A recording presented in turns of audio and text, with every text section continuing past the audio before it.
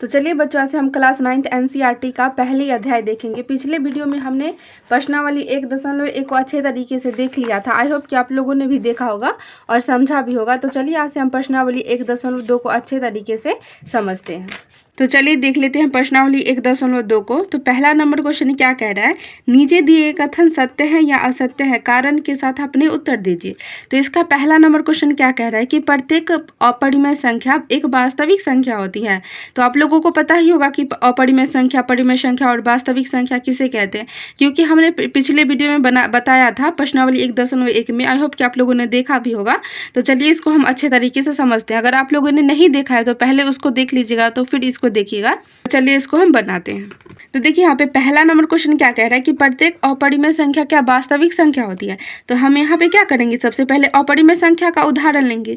अपरिमेय संख्या का उदाहरण क्या होगा, जैसे √3, √4, √5, ये सब क्या हुआ, अपरिमेय संख्या हुआ। और वास्तविक संख्या क्या होता है, परिमेय संख्या और अपरिमेय संख्या से मिलकर किसका निर्माण होता है, वास्तविक संख्या का निर्माण होता है। जैसे यहाँ पे 1, 2, 4, 6, √7, √8, ये सब क्या हुआ, वास्तविक संख्या हुआ। और यहाँ पे देखिए वास्तविक संख्या में √3, √4, √5 भी आएगा, क्योंकि वास्तविक संख्या क्या होता है, परिमेय संख्या और अपरिमेय संख्या से मिलकर बना होता है। तो हम यहाँ पे वास्तविक संख्या में अगर और उदाहरण लें तो क्या होगा, √4, √5, यहाँ पे √3, √4, √5। तो क्या है, देखिए यहाँ पे जितने भी अपरिमेय संख्या होगी वो किस में आएगी, वास्तविक संख्या के अंतर्गत आएगी। तो पहला नंबर हमें क्वेश्चन कह ही रहा था कि प्रत्येक अपरिमेय संख्या एक वास्तविक संख्या होती है। तो बिल्कुल सत्य है, यह एक वास्तविक संख्या होती है। जितनी भी अपरिमेय संख्या रहती है वो वास्तविक संख्या के अंतर्गत रहती है। तो इसका क्या हो जाएगा, सत्य हो जाएगा पहला का। अब उसी प्रकार 2 में देख लेते हैं। दूसरा क्या कह रहा है, संख्या रेखा का प्रत्येक बिंदु √m के रूप का होता है, जहां m एक प्राकृतिक संख्या है। तो चलिए इसको हम समझ लेते हैं। तो सबसे पहले हम क्या करेंगे, एक संख्या रेखा का निर्माण करेंगे और बीच में क्या होती है, 0 होती है। और इधर जितनी भी संख्या रहती है वो किस में रहती है, प्लस में रहती है। तो इधर हो जाएगा +1, +2, +3, +4। और इधर जितने भी संख्या रहती है वो माइनस में रहती है। तो इधर हो जाएगा -1, -2, -3। और हमें क्या कह रहा है, √m के रूप में। तो अगर हम m बराबर 1 ले तो इसका रूट अंडर करेंगे तो क्या हो जाएगा, √1 हो जाएगा। तो √1 का मान कितना होता है, 1 होता है। और इसे हम संख्या रेखा पे व्यक्त कर सकते हैं। उसी प्रकार अगर हम m बराबर 2 ले तो 2 का रूट अंडर करेंगे तो कितना हो जाएगा, √2 हो जाएगा। तो √2 का कुछ ना कुछ मान होता है और ये संख्या रेखा पे हम प्रस्तुत अच्छे तरीके से कर सकते हैं। उसी प्रकार अगर हम m बराबर इधर निगेटिव के साइड से ले, m बराबर -1, -2 ले, तो अगर देख लीजिए कि अगर हम m बराबर -2 लेते हैं तो क्या होता है। तो m बराबर अगर -2 ले और इसका रूट अंडर करेंगे तो कितना हो जाएगा, -2 हो जाएगा। और -2 को हम संख्या रेखा पे प्रस्तुत नहीं कर सकते हैं, क्योंकि ये क्या होता है, ये काल्पनिक संख्या रहती है।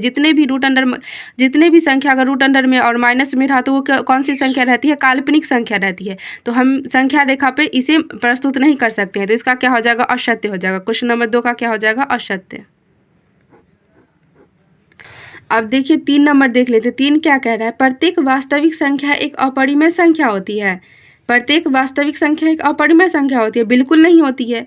ये तो आप लोगों को पता ही होगा। चलिए इसको हम समझाते हैं कि कैसे नहीं होती है। तो यहाँ पे हम वास्तविक संख्या का उदाहरण लेंगे। तो वास्तविक संख्या का उदाहरण क्या होगा, 3, 4, 5, 6, √7, √8, कुछ भी ले सकते हैं, √9।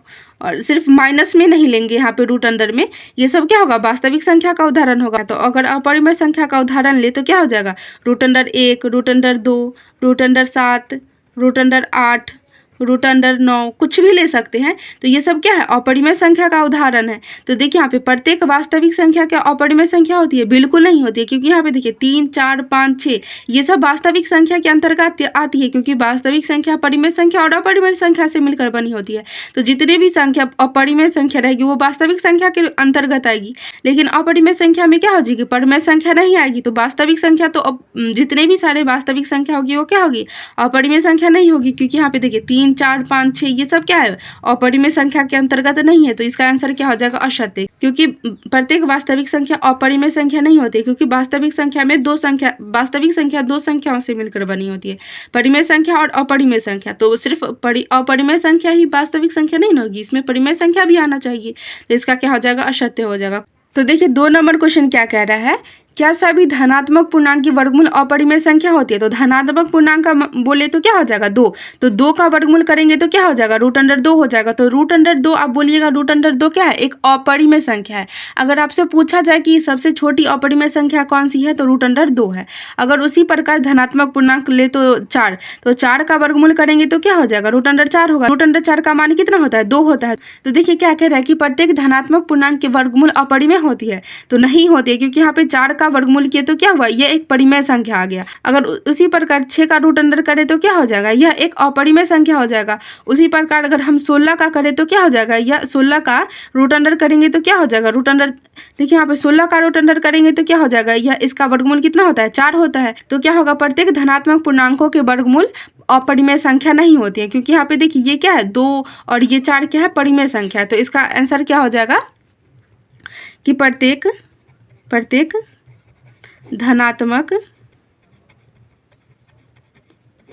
पूर्णांक के वर्गमूल परिमेय संख्या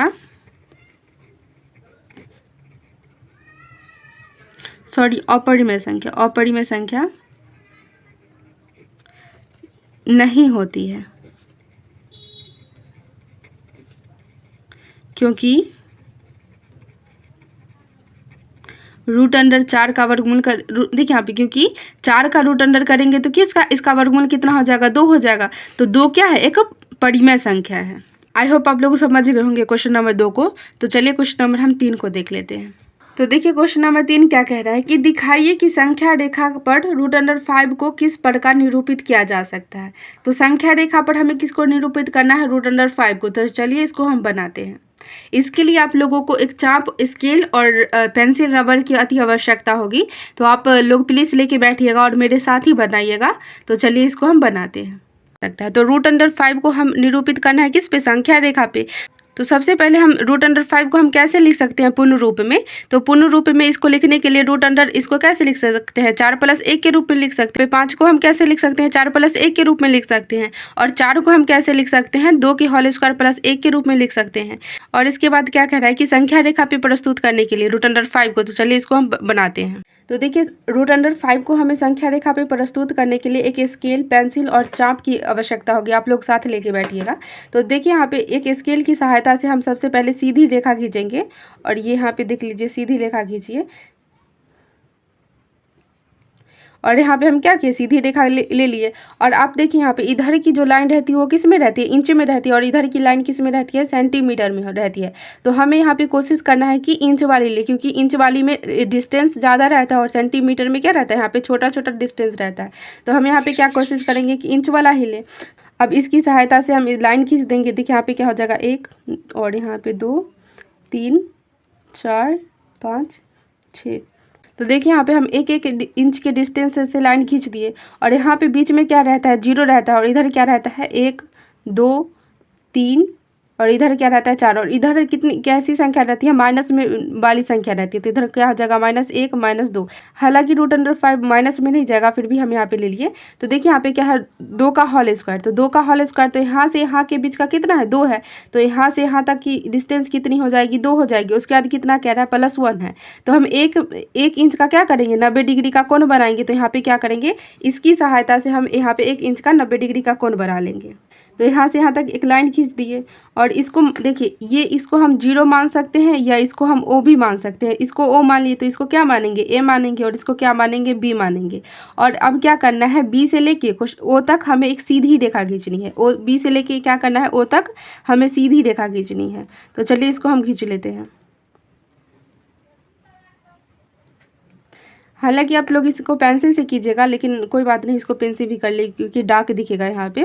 तो देखिए यहाँ पे OA की लंबाई कितनी है? 2 है। और AB की लंबाई कितनी है? 1 है। और हमें किसकी लंबाई निकालनी है? OB की लंबाई निकालनी है। तो आप लोगों को पता होगा कि पाइथागोरस प्रमेय से OB बराबर क्या होता है? √OA का होल स्क्वायर।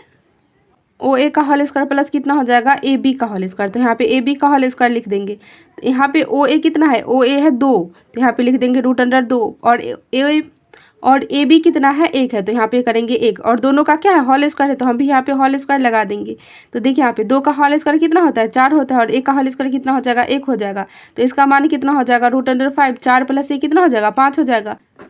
तो देखिए ओ बी बराबर कितना आ गया √5, तो यहाँ पे लिख देंगे √5, और हमें संख्या रेखा पे प्रस्तुत करना है। तो देखिए एक चाप लेंगे और यहाँ से यहाँ तक इसको मिला देंगे, और इससे हम एक सीधी रेखा ऐसे करके इसको गोल करके घुमा देंगे। तो यहाँ पर जो मान होगा ना, ये मान कितना हो जाएगा, यहाँ पे ही √5 का मान होगा।